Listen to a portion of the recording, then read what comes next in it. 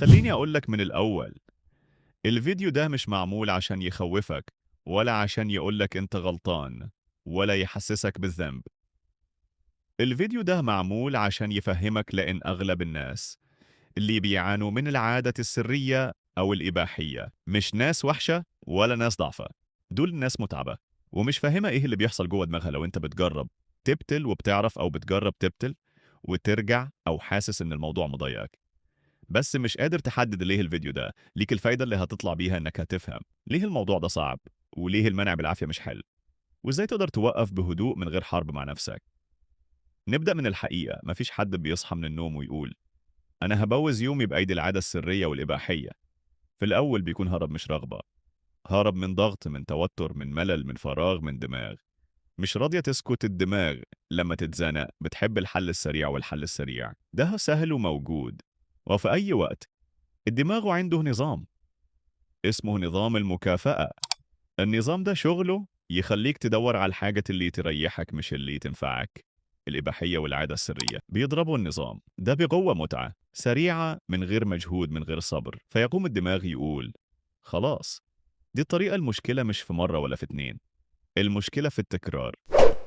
مع الوقت الدماغ يتعود، واللي كان بيريحك يبقى عادي، فتحتاج تكرر أو تطول أو تدور على حاجة أقوى. وده مش ضعف منك، ده دماغ بيتأقلم. ناس كتير فاكرة إن المشكلة إنها مش عندها إرادة، وده مش حقيقي. الإرادة بتشتغل لما الدماغ يكون متوازن، بس لما دماغك متعود على دوبامين عالي طبيعي تحس إنك مش مسيطر. مش عشان أنت وحش، عشان اللعبة مش عادلة. طيب بيحصل إيه؟ لما تحاول تبطل أول كم يوم تحس بتوتر، بضيق، بملل، بتفكير كتير، برغبة ملحة، وده طبيعي مش علامة فشل. ده دماغك بيقول فين الحاجة اللي كنت برتاح بيها. هنا الغلطة اللي ناس كتير بتقع فيها، تضغط على نفسها، تزعق لنفسها، تقول أنا ضعيف، أنا فاشل. وده أسوأ تصرف، لأن الضغط بيزود الاحتياج مش بيقلله.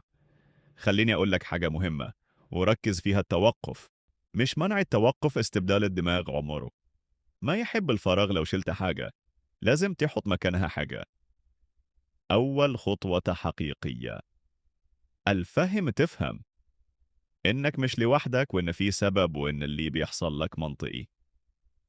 تاني خطوة تقلل المحفزات، مش هتعرف تبطل وإنت طول اليومي على الموبايل وعلى السوشيال ولوحدك وتعبان. قلل اللي داخل للدماغ مش بس اللي طالع منه.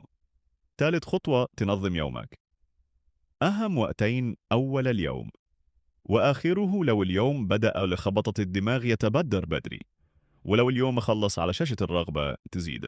رابع خطوة الحركة، أي حركة تمشي، رياضة، تحريك الجسم. الحركة بتفك الضغط وبضبط كيمياء الدماغ. خامس خطوة الصبر. الدماغ محتاج وقت عشان يرجع طبيعي، مش في يوم ولا أسبوع، بس كل يوم هادي من غير ضغط بيفرق. ولو وقعت ده مش فشل، ده معلومة. اسأل نفسك كنت تعبان ولا زهقان ولا مضغوط. كل مرة تفهم تقرب أكتر. في قناة الدماغ الذهبية إحنا مش بنخوفك ولا بنضغط عليك، إحنا بنفهمك علشان لما تفهم تتحكم. ولو حابب الفيديوهات الجاية هتكون عن الدوبامين، التحكم في العادات، إعادة التركيز، وتحسين المزاج. ولو حسيت إن الفيديو ده فادك خليك معانا واشترك علشان تفهم دماغك وتعيش أحسن.